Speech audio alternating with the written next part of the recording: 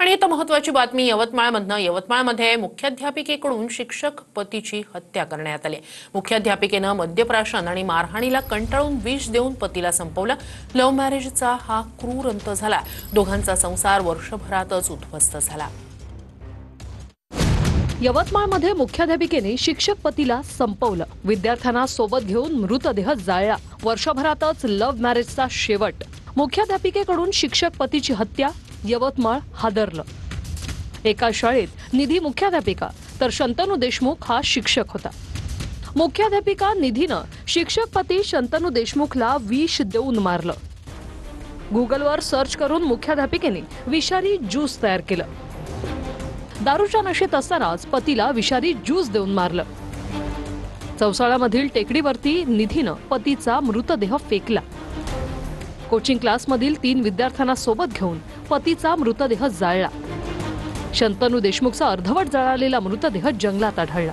तिचे पती शंतनू देशमुख याच्याकडून तिला जो त्रास होत होता त्याला कंटाळून तिने ते पाऊल उचलले की त्याचा खून करून त्याचा मृतदेह विल्हेवाट लावून तिने ठरवलं. त्या मृतदेहाची विल्हेवाट लावण्यासाठी तिच्याच ते ट्युशन मधले जे मुलं होते विद्यार्थी त्याचा उपयोग तिने केला मृतदेहाची विल्हेवाट लावण्यासाठी. वर्षभरापूर्वीच दोघांचा प्रेम विवाह झाला होता. कुटुंबापासून विभक्त होते. आरोपी मुख्याध्यापिकेचं वय 25 तर शिक्षक शंतनू 32 वर्षाचा होता. पती मद्यप्राशन करत असल्यानं दोघांमध्ये नेहमी वाद व्हायचे. अनैतिक संबंध, पतीकडून विद्यार्थ्यांसमोरच मारहाण होत असल्यानं ही हत्या केली गेली.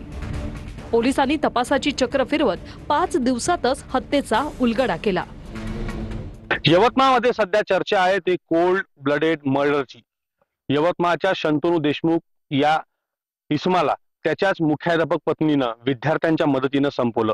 याच ठिकाणी चौसाळा जंगल परिसरात यवतमाळपासून 8 ते 10 किलोमीटर अंतरावर असलेल्या या निर्जन स्थळी शंतनूचा मृतदेह जो आहे तो विद्यार्थ्यांच्या मदतीनं या ठिकाणी आणला गेला आणि या ठिकाणी पेट्रोल आणि कागदाच्या साह्यानं त्याचा मृतदेह या ठिकाणी जाळण्यात आला आणि पतीचा काटा काढणारी मुख्याध्यापक पत्नी आता पोलिसांच्या